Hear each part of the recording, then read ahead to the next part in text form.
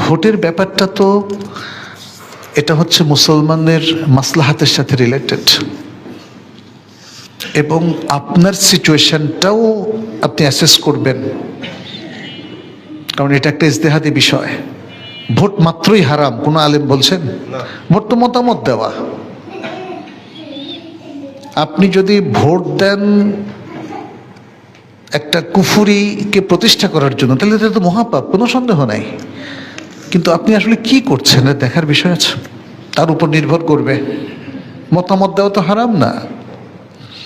তারপরে আজকাল বাংলাদেশে যে ভোটগুলো হয় সেখানে আছে জনপ্রতিনিধিদের ভোট, আবার আছে পার্লামেন্টের ভোট, এক একটা এক এক ধরনের। দ্বিতীয়ত হচ্ছে ভোট কেন্দ্রে নিরাপত্তা নাই। অনেকগুলো ইস্যুস তো এটার সাথে জড়িত। শুধু গণতান্ত্রিক ইস্যু আপনি যদি নিয়ে আসেন যে ভোট দিলেই এটা অটোমেটিক গণতন্ত্রের পকেটে চলে যাবে, আর গণতন্ত্র মানে একদম শেরেকের পকেটে চলে যাবে, এটা এই সমীকরণ কোথায় পাইলেন? ভোট কি শুধু গণতন্ত্রের জন্য দেয়? ইউনিয়ন ভোট গণতন্ত্র?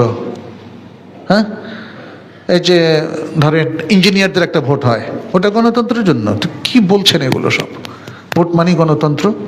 ভোট মানে গণতন্ত্র না। সবচেয়ে বড় জিনিস হচ্ছে এলাকায় জনপ্রতিনিধি তৈরি করার ক্ষেত্রে মুসলমানদের কোনো স্বার্থ আছে কিনা। কারণ আমাদেরকে তো বেঁচে থাকতে হবে নাকি, সমাজে আমাদের চলতে ফিরতে হবে। সেই আমেরিকাতে থাকেন, কানাডাতে থাকেন, আর বাংলাদেশে থাকেন, যেখানে জনপ্রতিনিধি ভোট সিস্টেমের মাধ্যমে নির্বাচিত হয়, মুসলমানদের পক্ষে কথা বলবে কে? এজন্যে ইসলামী ফেক কাউন্সিল রাবেতার মক্কার তারা বলেছে এটা দেখতে হবে মুসলমানদের মাসলাহাত যদি থাকে জনপ্রতিনিধি নির্বাচনের ক্ষেত্রে, যে মুসলিমদের ভালো কেউ আসার সম্ভাবনা থাকে, তাকে আনলে মুসলমানদের লাভ হয়, তাহলে সে জায়গায় ভোট দেওয়া যাবে। তো সুতরাং এটা কেস টু কেস দেখতে হবে। বাতিলকে প্রতিষ্ঠার জন্য যে কোনো চেষ্টা ইসলামে অপচেষ্টা হিসেবে গণ্য হবে। কুফুরিকে প্রতিষ্ঠার জন্য যে কোনো প্রচেষ্টায় সামিল হওয়া যাবে না। এগুলো হচ্ছে কমন ফর্মুলা, এটা মনে রাখতে হবে। আর আমি আরেকটা জিনিসও সাজেশন দিয়েছি যে বর্তমান পরিস্থিতিতে যেহেতু প্রশ্ন এটা এসছে, আপনারা যেমন সামনে গণভোট হবে, দিবেন কিনা, তারপরে ইউনিয়ন কাউন্সিলের ভোট হবে, দিবেন কিনা, পার্লামেন্টের ভোট হবে, দিবেন কিনা, এখন তো আরো অনেক কিছু চেঞ্জ, কি যে হতে যাচ্ছে এটা কিন্তু ক্লিয়ার না। তারপরে দ্বিতীয়ত হচ্ছে মানে আরো যে সমস্ত জিনিস হবে, আমি মনে করি আমাদের আলেমদের একটা ফোরাম বসা উচিত। ব্যক্তিগতভাবে আমি একটা ফাট করে বলে ফেললাম, আপনি আরেকটা বলে ফেললেন, আরেকজন, এইভাবে কাদা ছোড়াছড়ি হবে, দেখবেন যে পরস্পর বিরোধী বক্তব্য প্রচুর চলে আসবে। আসবে কিনা? তাহলে আমাদের মুহাক্কিক উলামায়ে কেরাম, আমি তাদেরকে আহ্বান করছি, এবং আপনাদের মতো যারা প্রতিষ্ঠান আছেন, মসজিদ, সে কর্তৃপক্ষকেও বলছি যে আপনারা মুসলিম উম্মার সঠিক সিদ্ধান্ত যেন তারা নিতে পারে সেজন্য কাজ করুন। এবং ওলামায়ে কেরাম অন্তত 25, 30, 40, 50 জন তারা মিলে যেন একটা কমন ভার্ডিক্ট দেয়, কিভাবে কি হলে কি করবেন, কিভাবে কি করবেন, ব্যাস।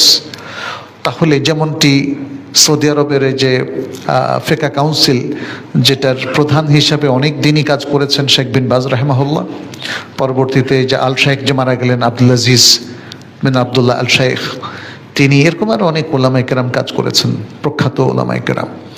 তো তাদের আন্ডারে কাজ না করে ব্যক্তিগত ফাতাওয়াটা একটু সমস্যা তৈরি করে। হ্যাঁ, এই জন্য, আর বিশেষ করে এগুলো ইজতেহাদি বিষয়।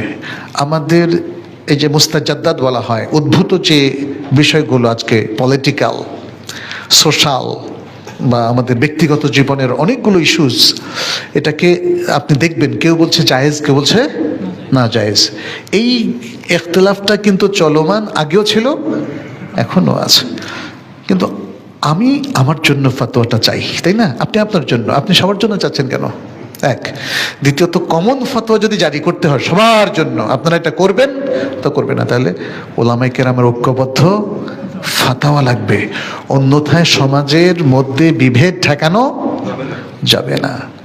কোরআন তো একটাই, তো ওলামায়ে কেরাম তো এক কোরআনের এবং এক সুন্নাহর ভিত্তিতেই তো ফতোয়া দিবেন। আজকে যদি বলতাম যে এটা এই ভার্সন, ওই ভার্সন, 3-4টা ভার্সন আছে, কোরআনের ভার্সন কয়টা? হাদিসের ভার্সনও আহলুস সুন্নাহ ওয়াল জামাতের কাছে একটাই। অতএব একটা ভার্সনে নানা মত হতে পারে শুধু ইজতিহাদি ক্ষেত্রে, তারপরেও মুসলিমদের মাসলাহাত এবং দলিল আদিল্লার শক্তি, দলিল আদিল্লাটাই আমাদের প্রধান, সেটা এবং মুসলিমদের মাসলাহাত সব মিলিয়ে যদি একটা সুন্দর সলিউশন আসে, আমরা সেটা ফলো করতে কোনো অসুবিধা নেই। আমরা গণতান্ত্রিক ভোট যেটা এই দিচ্ছি, কি বলে এটা, সংসদ নির্বাচনের ভোট। মনে রাখবেন, সংসদ নির্বাচনের এই ভোটটা, ব্যাপারটা আপনি একটু খেয়াল করেন জিনিসটা, সেটা হচ্ছে যুগে যুগেই কিন্তু যারা যারা ক্ষমতায় গেছে সব কিন্তু সব ভালো মানুষ ছিল না।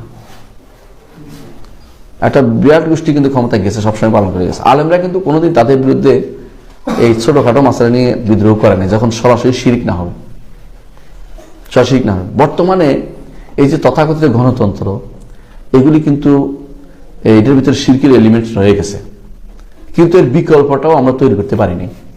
পারছি? বিকল্প কিছু কি আছে? আমরা কি করতে পারতাম? কিছু তো করতে পারি না। মারামারি হানানি ইসলামে জায়েজ নাই, দাওয়াতের কাজ প্রসারিত করতে পারি নাই, দিন জানি নাই, কাউকে জানানো হয় নাই।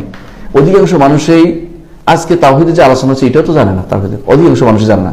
তাহলে এই অবস্থায় আমাদের এখানে কোথায় কোথায় গণতন্ত্রের সমস্যা আছে এটা উঠে ধরতে হবে, সেগুলি বলতে হবে মানুষের কাছে। কেন? যেমন সংখ্যাগরিষ্ঠতায় সবসময় গ্রহণযোগ্য হবে এটা ঠিক না, তবে সংখ্যাগরিষ্ঠতা গ্রহণযোগ্য হবে এটা ওমর রাদিয়াল্লাহু আনহু কওলের মধ্যে আছে, যে তুমি যখন কথা বলো তখন মানুষও কি বলে, অধিকাংশ কি বলে দেখো, এটা জায়েজ আছে নেয়া, কিন্তু এটাই একমাত্র নীতি নয়। যদি কোরআন সুন্নাহর বিরোধী হয় সেটা নেওয়া যাবে না কোনোভাবেই। সে একজন বললে সে একজন শুদ্ধ, 100 জন বললে 100 জনটা শুদ্ধ হবে না। যেমন আবু বকর রাদিয়াল্লাহু আনহু তিনি একা বিরোধিতা করেছেন, সবাই বলছে যে এখন যুদ্ধ করা যাবে না, তিনি বলছে এখন যুদ্ধ করবো, তারটাই শুদ্ধ ছিল। তাহলে বোঝা গেল গণতান্ত্রিকের মধ্যে যে সমস্ত সমস্যাগুলো সেগুলো তুলে ধরতে হবে। সাথে সাথে আমাদের কি করণীয়? আমরা কি ভোট দিতে পারবো? যেহেতু ভিন্ন কোনো পদ্ধতি নেই, বর্তমান সময়ে আমাদের কাজ হবে, যদি প্রথম কথা ভোট না দিলে এটার ভালো এফেক্ট পড়বে। এফেক্ট বুঝেন? ভোট না দিলে, না সূচক ভোট যদি থাকতো তাহলে আমরা না দিতাম, কারণ এই ভোটে আমরা মানি না, কাউকে এরও মানি না, বাঁচে গেলাম।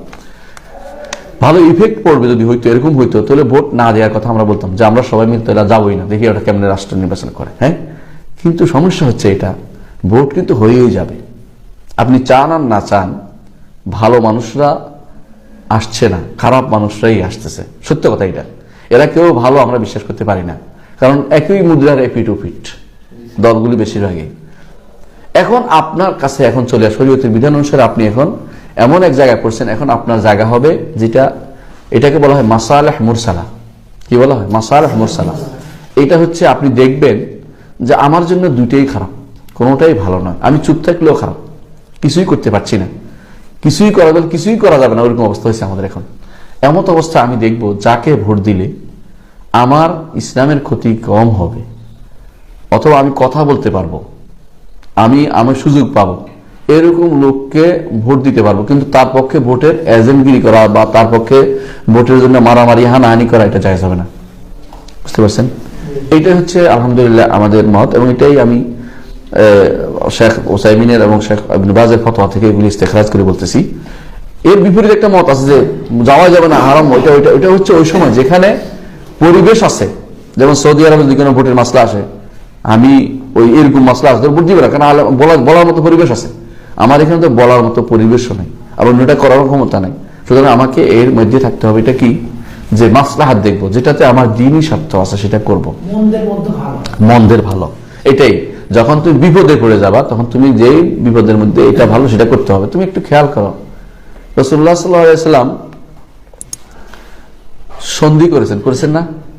কাফেরদের সাথে সন্ধি কেন করেছেন? যেহেতু এটা করলে শান্তি। মদিনায় এসে ইহুদিদের সাথে তিনি একটা চুক্তিও করেছেন না? কেন? যে মুসলিমদের উপকার যেটা হচ্ছে, এই জন্য ব্যাপক স্বার্থে ওভারঅল দেখতে হবে। ওভারঅল আমার এখন যদি এই গোষ্ঠী আসে বা অমুক আসে, হয়তো দল না হোক, পুরো দল হতে জরুরি না, এইখানে এই ব্যক্তি ভালো, এইখানে এই ব্যক্তি আমার জন্য উপকারী, এ আসলে আমার কথা বলা যাবে, সুযোগ আছে, ও আসলে দলের লোক হলে হয়তো আমার কথা বলতে দিবে না, আমার উচিত হবে তাকে সমর্থন করা, যারা দিয়ে আমার উপকারটা হবে। কারণ সব জায়গাতেই আপনি জানেন আঞ্চলিক ক্ষমতাটা অনেক বেশি। যদি কথার কথা এমপি সাহেব ভালো হন, আপনি বলেন যে আমি ওয়াজ করবো, করেন, আর যদি এমপি সাহেব খারাপ ওয়াজ করেন, কিসের ওয়াজ বন্ধ করে দেন, তাই না?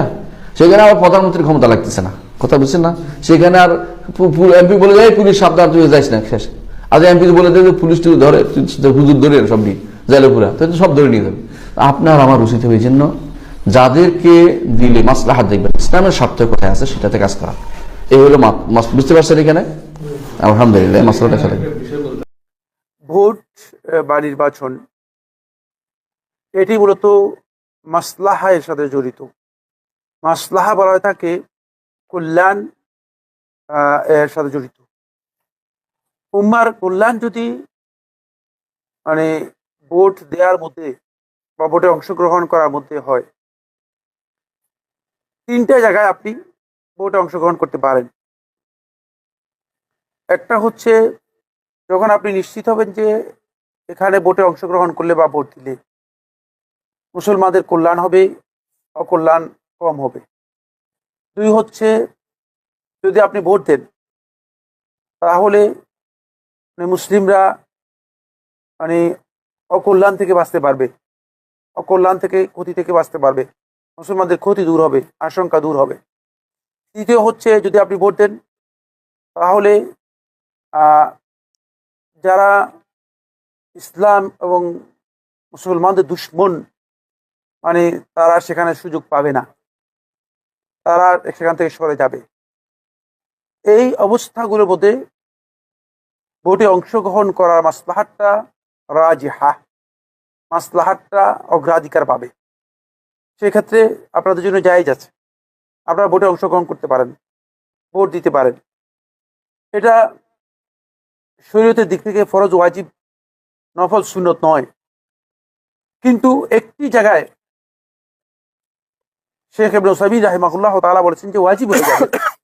সেটা হচ্ছে যদি এমন হয় যে মুসলিমদের বড় ধরনের অকল্যাণ হয়ে যাবে, যদি মুসলিমরা এখান থেকে দূরে সরে যায়, বিশাল ক্ষতি হয়ে যাবে, তাহলে মুসলমানরা নিজেদের কল্যাণের স্বার্থে মানে সেখানে ভোটে তারা কি করতে হবে, বাধ্য হবে অংশগ্রহণ করার জন্য। কিন্তু যদি মুসলিমরা মনে করে যে না, আমরা ভোটে অংশগ্রহণ করব না, এখানে প্রশ্ন আসবে, সেটা হলো এই, নাগরিক হিসেবে আপনি কি মনে করেন যে শুধুমাত্র মসজিদগুলো আল্লাহর জন্য থাকুক আর মসজিদের বাইরে গোটা পৃথিবী তার শয়তানের জন্য থাকুক? এটা কি আপনি চান কিনা? আপনারা সবাই চান তো? না, এটা আমরা কেউ চাই না। বরং আল্লাহ রাসূল সাল্লাল্লাহু আলাইহি ওয়াসাল্লাম আমাদেরকে একটা তথ্য দিয়ে গেছেন, যে তথ্যটা খুবই ইম্পর্টেন্ট, সেটা আমরা জানি না, অথবা জানি কিন্তু আমরা সেটাকে সেভাবে বুঝি নাই। খুব ভালো করে বুঝেন, সেটা হচ্ছে এই, ওয়াজুইলাত লিয়াল আরদু মাসজিদা, গোটা পৃথিবীটাকে আমার জন্য মসজিদে পরিণত করে দেওয়া হয়েছে। এর অর্থ হচ্ছে এই, মসজিদে যেমন অন্যায় করা যাবে না, তেমন পৃথিবীর ভূখণ্ডেও অন্যায় করা যাবে না। মসজিদে যেমন চুরি করা যায় না, বাইরেও চুরি করা যাবে না। মসজিদে যেমন আল্লাহ তাআলার বাধ্যতা জায়েজ নেই, ঠিক পৃথিবীর বাইরেও বাধ্যতা আল্লাহ তাআলা জায়েজ নেই। সুতরাং এখানে শয়তানের জন্য যদি স্পেস ছেড়ে দেওয়া হয়, শয়তানের জন্য যদি রেখে দেন, সবটাই শয়তানের জন্য রেখে দেন, তাহলে মুসলমানরা ক্ষতিগ্রস্ত হবে। এই কারণেই মুসলমানদের মধ্যে এই ধারণা জন্মেছে, সেটা হচ্ছে এই, মুসলমানরা এই চিন্তা করতেছে যে ঠিক আছে, দেশ কাফেরদের হাতে, তা কাফেরে চলুক, আর আমরা মসজিদ নিয়ে আসি। কিন্তু মসজিদ তো আপনি শেষ পর্যন্ত বন্ধ করে দিলে কি করবেন? আপনারা জানেন 90 বছর পর্যন্ত রাশিয়ার যেই মুসলিম দেশগুলো ছিল সবগুলোতে মসজিদ বন্ধ ছিল। ছিল কি ছিল না? হ্যাঁ, তারা কিছু করতে পেরেছিল? হ্যাঁ, ওই অঞ্চল, যে অঞ্চলে সহিহ বুখারীর লেখক ইমাম বুখারীর জন্ম, সহিহ মুসলিমের লেখক ইমাম মুসলিমের জন্ম, সুনান তিরমিজি, আল জামি তিরমিজির লেখক ইমাম তিরমিজির জন্ম, ওই অঞ্চলের মানুষ, সেই অঞ্চল 90 বছর পর্যন্ত সেখানে কোরআন পড়া নিষেধ ছিল, সেখানে কোরআন রাখা নিষেধ ছিল, সেখানে মসজিদ নিষেধ ছিল, শুধুমাত্র এই কারণে যে মুসলিমরা মানে আস্তে করে মুসলমানদের মুসলমানরা শয়তানের জন্য জায়গা ছেড়ে দিয়ে মুসলমানরা কি হয়ে গেছে, সবাই আল্লাহওয়ালা হয়ে গেছে, আলাদা হয়ে গেছে। এটা ইসলামী বিধান নয়। ইসলাম বিধান হচ্ছে অবশ্যই আল্লাহর এই জমিনে আল্লাহ রাব্বুল আলামিনের বিধানকে বলবৎ করার জন্য, প্রতিষ্ঠা করার জন্য, কায়েম রাখার জন্য আপনার যদি সামান্য চেষ্টাও মানে কাজে লাগে, সেই চেষ্টা আপনি করবেন, সেই চেষ্টা থেকে আপনি বাইরে থাকবেন না। এখানে একটা মাসালা নিয়ে এসেছে, যে মাসালা গলদ, সেটা হচ্ছে এই, একটা হচ্ছে গণতন্ত্র, একটা ইজম, আর একটা হচ্ছে নির্বাচন, এটা হচ্ছে পদ্ধতি, দুইটা ভিন্ন জিনিস। আমাকে আসার সময় মনে করেন একটা প্রাইভেট কারে করে নিয়ে আসছে, প্রাইভেট কারে করে না নিয়ে এসে একটা মোটর সাইকেলও তো নিয়ে আসতে পারতো, ঠিক না? আসা তো হতো, মোটর সাইকেল নয়, মানে রিক্সায় করে নিয়ে আসতে পারতো। বাহন ওয়াসাইলের ক্ষেত্রে ইসলামী শরিয়ার বিধান হচ্ছে সমস্ত উলামায়ে কেরামের ঐক্যমতে আল আসলু ফিল ওয়াসাইল আল ইবাহাতু। ওয়াসাইলের ক্ষেত্রে ইসলামের বিধান হচ্ছে, শরিয়ার মূলনীতি হচ্ছে এখানে বৈধতা। এখানে যতক্ষণ হাত্তা ইয়াদুল্লাদ দালিল ওয়ালা তাহরিম, যতক্ষণ পর্যন্ত দলিল হারাম বলতে কোন জিনিসকে নির্দিষ্ট করে দেয় যে এটা হারাম, সেটা হারাম হবে, অন্যথায় ওয়াসাইলের ক্ষেত্রে হারাম নেই। নির্বাচন হচ্ছে একটা ওয়াসাইল, মাধ্যম, এটা কোনো ইজম নয়। ইজম হচ্ছে গণতন্ত্র। গণতন্ত্রের অনেক বক্তব্য ইসলামের সাথে সাংঘর্ষিক, এবং গণতন্ত্র মূলত ইসলাম এই পশ্চিমা গণতন্ত্র যেটা আছে এটা সাপোর্ট করে না। কোন অবস্থাতেই মুসলিম ইমানদার ব্যক্তি পশ্চিমা গণতন্ত্রকে সাপোর্ট করতে পারে না, পারে না। কিন্তু আমরা সবাই সাপোর্ট করতেছি কিনা? হ্যাঁ, কে? না না, বুঝে না, বুঝেই করতে, মানে বুঝেই করতেছি। আমি তো এখন মানে দেশ গণতন্ত্র চলতেছে, এর অর্থ কি আমি কি দেশ থেকে বের হয়ে গিয়েছি? দেশ তো গণতন্ত্র চলতেছে, দেশ তো আমাকে বাধ্য করতেছে। আমি তো জাতীয় প্রেস ক্লাবে গিয়ে কথা বলি নাই, সাংবাদিক সম্মেলন করে যে যে আমরা গণতন্ত্র মানি না, সরকারও মানি না, এটা বলছি। এ পর্যন্ত কেউ কোন আলেম কি বলছে? কোন আলেমকে শুনছেন আপনি কথা বলতে যে আমরা দেশ যেহেতু গণতন্ত্র চলতেছে, কুফরি মতবাদ, এই কুফরি মতবাদ আমরা মানি না, সরকারও মানি না, এ কথা বলছে কোন আলেম? হ্যাঁ, বলে নাই কেন? বলতে পারবে? বলতে পারবে কিনা? না, দেশের নাগরিক হিসেবে বলতে পারবে না। তাহলে দেশদ্রোহী হিসেবে তাকে হত্যা করা হবে, দেশদ্রোহী হিসেবে তাকে হত্যা করা হবে। সুতরাং আপনি গণতন্ত্র মেনে নিয়েছেন, কিন্তু আপনি পকেটের মধ্যে সরকারি টাকা নিয়ে বসে আছেন। আপনি মানে প্রত্যেকটা টাকা বাংলাদেশ ব্যাংক থেকে, প্রত্যেকটা টাকা বাংলাদেশ ব্যাংকে সুদের ভিত্তিতে বের হয়, আর সেই টাকা আপনি পকেটে নিয়ে বের হয়ে আছেন। আর আপনি বলতেছেন যে মানে ভাই সব মানে আমরা এগুলোর সাথে আমরা নাই, মানে নাই করতে গিয়ে আপনি আপনি আছেন যুক্ত, আপনি অন্যভাবে যুক্ত আছেন। সুতরাং এখান থেকে আমাদেরকে বের হয়ে আসতে হবে। বের হওয়ার পদ্ধতি তো একটাই, সেটা হচ্ছে এই, আপনাকে অবশ্যই সর্বোচ্চ প্রচেষ্টা করতে হবে কোন রাস্তায় আপনি এক্সিট নেবেন, কোন রাস্তায় আপনি এখান থেকে এক্সিট নেবেন। আপনি শয়তানের জন্য ছেড়ে দিয়ে না, বলবে যে না ভাই আমরা নির্বাচনে যাব না, আমরা ভোটও দিব না, আমরা কারোর সাথে নেই, আমরা কাউকে কাউকে মানবো না। কিন্তু এখানে দেশ আপনার জন্য বসে থাকবে তো না, সংসদ আপনার জন্য বসে থাকবে তো, নির্বাচন আপনার জন্য বসে থাকবে তো। বলবে যে মক্কানগরী থেকে 25 জন বলছে যে তারা নির্বাচনে যাবে না, সুতরাং ভোট হবে না, এটা বলবে না? বসে থাকবে না, হয়ে যাবে, আপনি বাউন্ড হয়ে যাবেন, আপনি বাধ্য হয়ে যাবেন। সুতরাং যদি কোনো প্রচেষ্টার মাধ্যমে এই পথ থেকে এক্সিটের সুযোগ থাকে, তাহলে ইমানদার ব্যক্তিগণ সে প্রচেষ্টার মাধ্যমে এক্সিট করার জন্য চেষ্টা করবে। কিন্তু খেয়াল রাখতে হবে যেটা, সেটা হলো এই, যদি ইসলামের কোনো মাসলাহাত নেই, মুসলমানদের কোনো স্বার্থ নেই, এবং মুসলমানরা এর মাধ্যমে কোনো কল্যাণ হাসিল করতে পারবে না, এবং ইসলামের ক্ষতি হওয়ার কোনো সম্ভাবনা নেই, এই বিষয়গুলো যদি নিশ্চিত হন, তাহলে আপনি এখানে অংশগ্রহণ করতে বাধ্য নন, করবেনও না। কিন্তু আমরা নিশ্চিত জানি যে যদি অংশগ্রহণ না করি, আমরা ইসলামের ক্ষতি হবে কি হবে না? আপনারা কি এটা বিশ্বাস করেন কিনা? অবশ্যই ক্ষতি, বিশাল ক্ষতি হবে। মানে ইসলামের কি ক্ষতি? আমি তো বলতেছি, মানে তো মনে করতেছি যে মানে আপনি আর আমি ইচ্ছাকৃত ভাবে এর মাধ্যমে পুরো দেশটাকে শয়তানকে লিজ দিয়ে দিলাম। তুমি শয়তানকে লিজ দিলাম বলে যে তোমরা করো, অসুবিধা নেই, শয়তানদেরকে লিজ দিয়ে আমরা বসে আছি। আমরা এই চিন্তা করার কোনো সুযোগ নেই। অবশ্যই আমাদের মাথার মধ্যে এটা আনতে হবে, এবং শেখ ইবনে সাবিন রহমতুল্লাহ আমার দেখা, আমার এই চোখে দেখা, আমি শেখ রহমতুল্লাহ আলাই মানে অসংখ্য দার্সে আমি সরাসরি অংশগ্রহণ করেছি। শেখ রহমতুল্লাহ আলাই তার মুখের মধ্যে উল্লেখ করেছেন, তার ফতোয়ার মধ্যে উল্লেখ করেছেন, এই মাসালাটি আলোচনা করেছেন। এবং আমার নিজ চোখে দেখা এই যুগের শ্রেষ্ঠ মুজতাহিদের মধ্যে শেখ একজন। এবং শেখ রহমতুল্লাহ আলাই বলেছেন যে এতে অংশগ্রহণ করা মুসলমানদের মাসলাহাতের সাথে জড়িত হলে মুসলমানরা অংশগ্রহণ করবে। আর আমি সুবুল সালামের সরা, যেটা বুলুগুল মারাম, এর সরা করেছেন শেখ আতিয়া মোহাম্মদ সালেম রাহিমাহুল্লাহ তাআলা।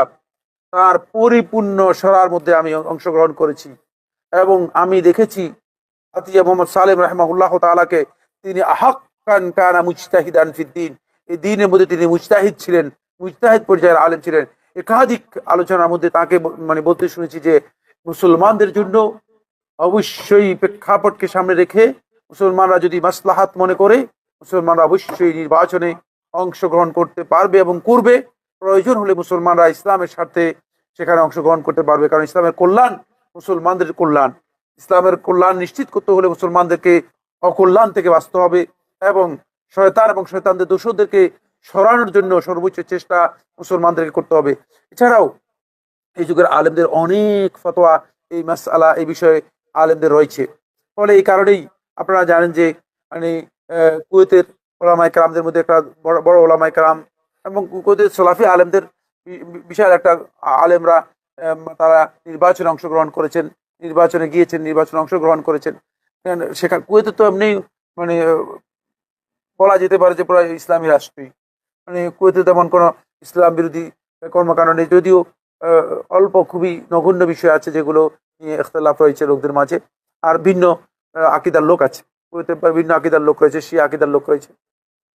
যাই হোক, কিন্তু আমাদের এখানে তো মানে ইসলামের ক্ষতি করার জন্য শত শত গ্রুপ কাজ করে যাচ্ছে। এখন আমরা যদি বলি যে আপনারা ইসলামের ক্ষতি করেন, আমরা সিনেমার মতো দেখি, আমরা কতদিন এটা দেখব? আমরা তো দেখলাম, আমরা তো প্রায় শেষের দিকে চলে আসছি, আপনারাও শেষের দিকে চলে যাবেন। সবাই কি এইভাবে দেখেই দেখেই আমরা যাব? না, বরং আমাদের প্রচেষ্টা যদি থাকে, সামান্য যদি আমরা নাহিয়ানিল মুনকার করতে পারি, আমরি বিল মারুফ করতে পারি, এটা আমাদের করণীয়, আমরা চেষ্টা করব। কিন্তু যদি সম্ভব না হয়, আল্লাহ তাআলা যেটা পছন্দ করেন সেটাই হবে। আল্লাহর ইলমের বাইরে তো কিছুই হবে না, আল্লাহ তাআলা ফয়সালা বাইরে কিছু হবে না। কিন্তু আমরা চেষ্টা করার জন্য আমাদেরকে যে নির্দেশ দিয়েছেন সেটা আমরা করব। ও আল্লাইসা লিল ইনসানি ইল্লা মা সাআ, আমাদের চেষ্টাটা আমাদেরকে করতে হবে। আল্লাহ তাআলা তৌফিক দান করুন। হাজা যারা ভোটে দাঁড়িয়ে মানে ভোট নির্বাচনে প্রার্থী হয়েছে তারা তো কেউই সৎ নয়, আল্লাহ হেদায়েত দান করুন। তাহলে আমাদের করণীয় কি? ভোট কি দেব কি দেব না? জি, ভোট দেওয়ার ক্ষেত্রে দেখবেন যে ভোট দিলে ইসলাম এবং মুসলিমদের, যে দেশে বাস করছেন সেই দেশে মুসলিমদের বৃহৎ স্বার্থ ভোট দেওয়াতে রয়েছে না ভোট বয়কট করা রয়েছে। যদি দেখেন ভোট বয়কট করলে মুসলিম জাতির বেশি ফায়দা রয়েছে, ইসলামের ফায়দা রয়েছে, তাহলে করবেন, ভোট বয়কট করা জায়েজ। কিন্তু যদি দেখেন যে ভোট বয়কট করলে দেখা যাচ্ছে যে আরও খারাপ লোকগুলি চলে যাবে বা খারাপ দল যেটি ইসলাম বিদ্বেষী, ইসলামের শত্রু দল, সেটি চলে আসবে, তাহলে তখন ভোট দেবেন। ভোট দেওয়ার ক্ষেত্রে যারা নির্বাচনে ইলেকশনে দাঁড়িয়েছে, প্রার্থী হয়েছে, তারা প্রায় সব অসৎ। আপনি যদি বলেছেন কেউ সৎ নয়, হতে পারে কেউ সৎ আছে, তবে সবাই একই স্তরের নয়।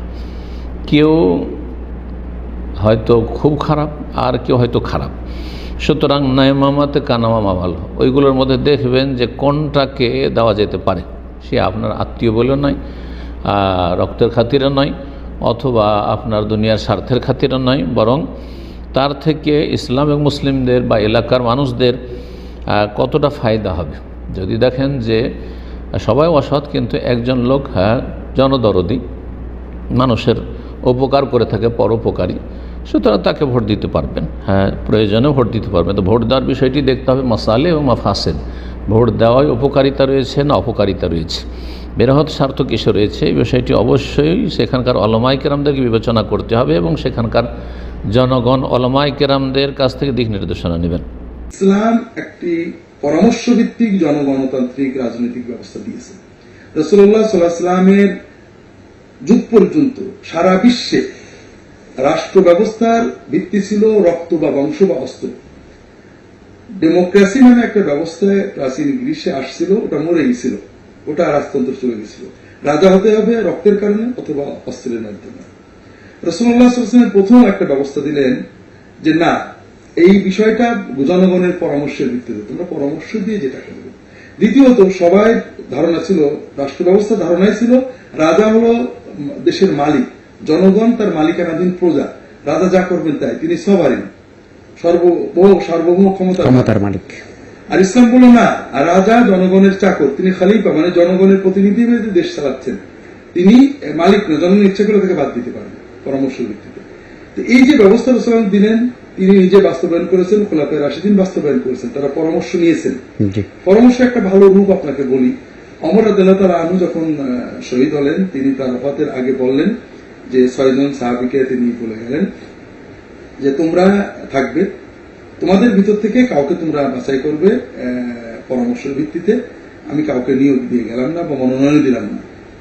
তখন তাদের ভিতরে একজন বলেন, আব্দুর রহমান ইবনে আউফ রাদিয়াল্লাহু তাআলা আনহু আজমাইন, যে আমি খেলাফতের পদে যাব না, আমি মনোনয়ন প্রত্যাহার করছি, আপনারা বাকি 5 জন যদি চান আমাকে দায়িত্ব দেন, আমি নির্বাচন কমিশনের দায়িত্ব পালন করব, আমি জনগণের সাথে পরামর্শ করে আপনাদের একজন যাকে জনগণ বেশি লোকে চায় আমি দিয়ে দেবো।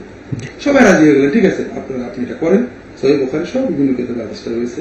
তিনি 3 দিন 3 রাত মদিনার প্রতিটি মানুষের কাছে গেছেন, বিভিন্ন বর্ণনা পর্দার আড়াল থেকে মেয়েদেরও পরামর্শ নিয়েছেন, তো ভোট নিয়েছেন, নিয়ে তিনি 3 দিন 3 রাতের শেষ রাত্রে ফজরের সময়ে হযরত আলী রাদিয়াল্লাহু আনহু বললেন যে আলী, আপনি কষ্ট পাবেন না, জনগণের অধিকাংশই ওসমানকে চাচ্ছে। এরপর ওসমানকে বললেন যে আমি আপনার কাছে খেলাফতে বায়াত করছি। সবাই মেনে নিলেন। এখন এটাকে আপনি কি বলবেন? এটা তো পরামর্শ গ্রহণ হলো। এই পরামর্শ গ্রহণ যদি বর্তমানে এইভাবে ছেড়ে দেওয়া হয়, আপনি আমাকে দায়িত্ব দেন, আপনি পরামর্শ একজন করে দেন, তাহলে কি সবাই মানবে? এখানে সামনাসামনি পরামর্শ নিতে গেলে চাপের ভয় আছে, আমার অনাস্থার বিষয় আছে, কাজেই গোপন ব্যালটের মাধ্যমে পরামর্শটা নেওয়া হচ্ছে। কাজেই এই যে পরামর্শ নেওয়ার যে অভিনব পন্থা, ইসলামের মুআমালাতের ক্ষেত্রে জাগতিক বিষয়ে মূল বিষয় ঠিক রেখে পন্থাগুলো যদি পরিবর্তন হয় সমস্যা নেই। যেমন রাসূল সাল্লাল্লাহু আলাইহি ওয়াসাল্লাম উটের পিঠে হজে গিয়েছেন, আমরা প্লেনে চলে যাচ্ছি, ঠিক আছে না?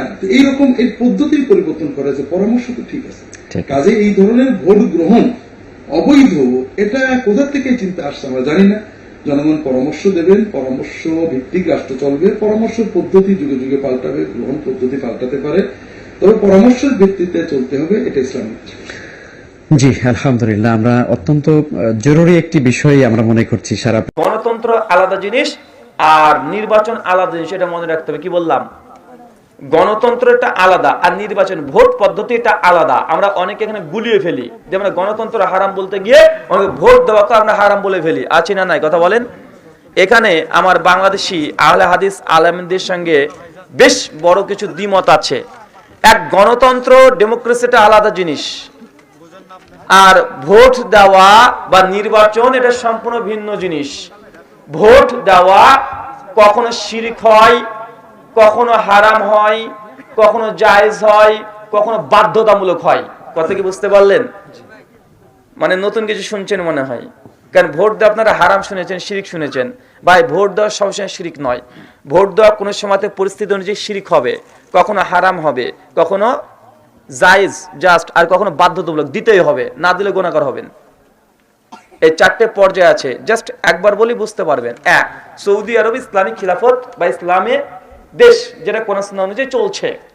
এখন সৌদি আরবে এমন কোন একটা দল বেরিয়ে এসেছে যারা বলছে সৌদিতে কোরআনের আইন চলবে না, আব্রাহাম লিঙ্কনের গণতন্ত্র চলবে। এই জন্য তারা দল বল তারা তৈরি করেছে। সেই সময় তাকে যদি ভোট দেন, এটা শিরক হবে। কেন? কোরআন আছে বিরুদ্ধে। কথা বুঝতে পারলেন? কোরআনের আইন পরিবর্তন করে মানব রচিত সংবিধান আনতে চাচ্ছে, সেই সময় এখানে ভোট দিলে কি হবে? কথা বলেন, শিরক হবে। 2, আমার উদ্দেশ্যে বলি, আপনি বুঝতে পারবেন। আমি যে দেশে থাকি, আমরা জানি সেই দেশে সরকার যিনি আছেন, সরকার প্রধান থাকার জন্য বিশেষ করে মুসলিমদের নির্যাতন বৃদ্ধি পায়। মুসলমানদের মসজিদে নামাজ পড়ার বাধা হয়। মাঝে মাঝে তাজমহলকে বলে এটা শিব মন্দির বলে দখল করে নিতে চায়। বাবরি মসজিদকে নিজেদের নামে রায় করে নিচ্ছে। অনেক জায়গায় কুরবানি 17টা দেশে, মানে 17টা রাজ্যে কোরবানি করা নিষিদ্ধ করে দেওয়া হয়েছে। অনেক দিক থেকে মুসলমান উপরে নির্যাতন করা হচ্ছে বর্তমান সরকারের কারণে। কথা কি বুঝতে পারলেন? উনি একজন অবিশ্বাসী, ইসলামী ভাষায় কাফির, এবং সে মুসলমান উপরে নির্যাতন করছে। এর হচ্ছে বর্তমান শাসক। আরেকজন শাসক আছে, ও অমুসলিম, হিন্দু বা খ্রিস্টান, সে মুসলমান না, অমুসলিম, হিন্দু হতে পারে, খ্রিস্টান হতে পারে, যে কোনো ধর্মের হতে পারে, সেও একজন কাফের, অবিশ্বাসী। তবে সে যদি ক্ষমতায় আসে, তা মুসলমানদের নামাজ, রোজা, হজ, যাকাত এগুলো তো বাধা দেবে না। মানে ডাজ নট ম্যাটার তার কাছে এটা যে কে কি ধর্ম পালন করলো, ও দেখতে চায় না কে গরু খায় কে শুয়োর খায়। আরে ভাই, ভোট পেলে হয়ে যাবে, ক্ষমতায় থাকলেই হবে, ওর নেচার এটা, সেকুলার। কথা বুঝতে পারলেন? এখন এই প্রেক্ষাপটে দ্বিতীয় ব্যক্তিকে মুসলমানদের জন্য ভোট দিয়ে জিতিয়ে দেওয়া ওয়াজিব। কথা কি বুঝতে পারলেন? কেন? যদি এই বেটা থেকে যায় ক্ষমতায়, মুসলমানদের ফরজ পালনে বাধা দেবে, মুসলমানকে হজ করতে, জাকাত দিতে, কুরবানি করতে, মসজিদের নিরাপত্তা কিচ্ছু থাকবে না। কিন্তু ও জালেম, ও মুসলিম, ও কাফের, কিন্তু ও এগুলোকে পাত্তা দেয় না। আমি ক্ষমতা থাকলে হবে, তুই গরু খানা সুর খা, তোর ব্যাপার, তুই মন্দির যাবি না মসজিদ যাবি, তোর ব্যাপার। এই সময় মুসলমান ও কাফের হোক, ওকে ভোট দিয়ে ওকে জিতে দিতে হবে। যে না দেন, আপনি গুনাহগার হবেন। কেন? কারণ আপনি ভোট না দেওয়ার কারণে এরা সংখ্যাগরিষ্ঠ আছে, এই পার্টিটা, এরা অটোমেটিক অটো সেট, এরা একদম জিতে যাবে, ক্ষমতায় আরো 5 বছর থেকে যাবে, 4 বছর থেকে যাবে, আবার নতুন করে কোনো ফিতনা শুরু করে দেবে, মুসলমানের বিরুদ্ধে যুদ্ধ শুরু করে দিবে, এর দায়ভার আপনি পাবেন। কথা কি বুঝতে পারলেন? তাই মনে করেন যে রাজনীতি তো সহজ জিনিস। বাংলাদেশের প্রেক্ষাপট আলাদা আর ইন্ডিয়ার প্রেক্ষাপট আলাদা। কথা কি বুঝতে পারছেন? তাই বাংলাদেশের ফতোয়া ইন্ডিয়াতে চালালে হবে না। কারণ ইসলাম ভূখণ্ডকে ভাগ করেছে, মক্কা মদিনা দুই জায়গাতে ওহী নাজিল হয়েছে, দুই জায়গার ওহীর ওইটা আলাদা। কথা বুঝতে পারছেন? মক্কার আয়াতগুলো পড়বেন, মদিনা আয়াতগুলো পড়বেন, ওইটা আলাদা। তাই বাংলাদেশের ফতোয়া ইন্ডিয়াতে চালিয়ে দিবেন, আর ইন্ডিয়ার ফতোয়া এই ফুটাও বাংলাদেশে লাগাবেন, জি না, এটা আবার বাংলাদেশের রাজনীতি আলাদা হবে, বাংলাদেশের নির্বাচন আলাদা হবে। কথা বুঝতে পারলেন? জাস্ট দুটো রাখলাম। শিরিক, সৌদির উদাহরণ দিয়েছি, ভারতে মুসলমানদের জন্য ভোট নির্বাচন করে তাকে ভোট দেওয়া, এটা সেই সময়তে বাধ্যতামূলক হয়ে যায়। একটু বুঝলেই বুঝতে পারবেন।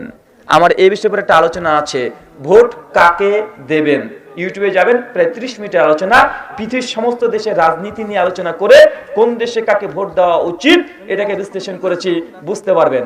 আগেই এমনি অযথা ভোট দেওয়া শিরিক এভাবে বলে থাকেন না, কারণ অনেক সময় ভোট দেওয়া জায়েজ, কখনো ফরজ, কখনো হারাম, কখনো শিরিক হয়। শুকরিয়া।